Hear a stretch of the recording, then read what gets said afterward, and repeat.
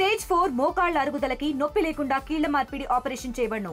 Doctor Ramesh Gajula, endoscopic spine ortho surgeon and pain physician, panacea spine pain ortho and sleep centre, Uppal, Hyderabad.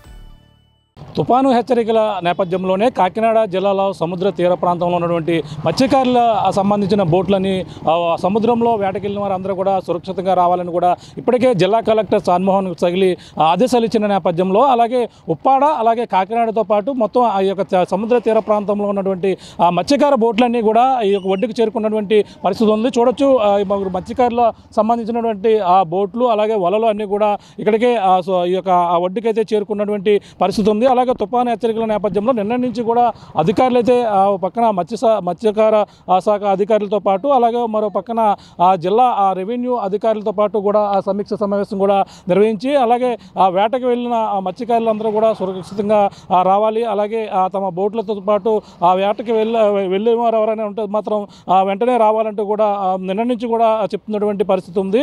ఈ నేపథ్యంలోనే కాకినాడ జిల్లాలో ఉప్పాడ సముద్ర తీర ప్రాంతంలో మత్స్యకారులందరూ కూడా సురక్షితంగా రావాలని కూడా ఏపీ ఉప ముఖ్యమంత్రి పవన్ కళ్యాణ్ కూడా ఆదేశాలు ఇచ్చారు. అలాగే జిల్లా కలెక్టర్తో కూడా మాట్లాడి ఈ యొక్క తీర ప్రాంతంలో ఎటువంటి అలజడి జరిగినా సరే అప్రమత్తంగా ఉండాలని కూడా హెచ్చరికలు అయితే జారీ చేసినటువంటి పరిస్థితి. ప్రస్తుతం ఉప్పాడ ఉన్నటువంటి ఏదైతే ఉప్పుటేరులోకి ఉన్న ఈ యొక్క బోట్లను చూస్తున్నాం. ఎందుకంటే తుఫాను తీరం దాటే సమయంలో అలాగే అలల ఉధృతి ఎక్కువగా ఉంటుంది. అలాగే బోట్లు కూడా ఇప్పుడు ఏదైతే ఈ అలల ఉధృతి కూడా దెబ్బతినే అవకాశం ఉంది. ఈ నేపథ్యం వాళ్ళ సంబంధించిన బోట్లను కూడా వాళ్ళు ఏ విధంగా మొత్తం ఒకదానితో ఒకటి లింకప్ చేస్తూ కూడా వీటన్ని కూడా చేస్తున్నటువంటి పరిస్థితి అయితే ప్రస్తుతం అయితే కనపడుతుందని చెప్పాలి. అలాగే నిన్న నుంచి ఏదైతే ఇప్పుడు కాకినాడ సంబంధించినటువంటి జిల్లా స్థాయి అధికారులతో పాటు అలాగే కాకినాడ ఆర్డీఓ మల్లిబాబు కూడా ఈరోజు అయితే ఎంపీడీఓ కార్యాలయంలో మత్స్యకారుల నాయకులతో పాటు అలాగే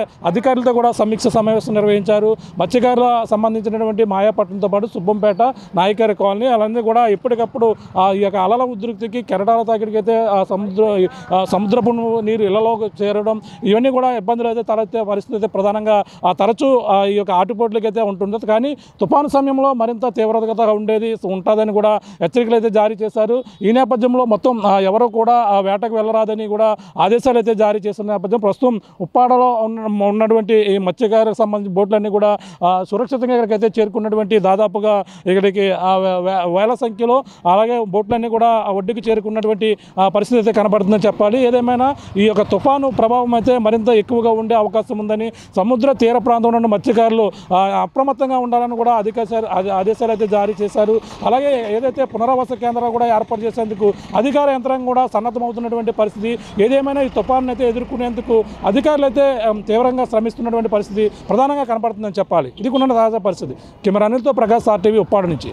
తెలుగులో న్యూస్ కి ఫాస్టెస్ట్ యాప్ ఇప్పుడు టోటల్లీ న్యూ అవతార్లో జస్ట్ 5 seconds లో కంప్లీట్ న్యూస్. సోషల్ మీడియాలో ట్రెండ్స్ కి వన్ స్టాప్ సొల్యూషన్.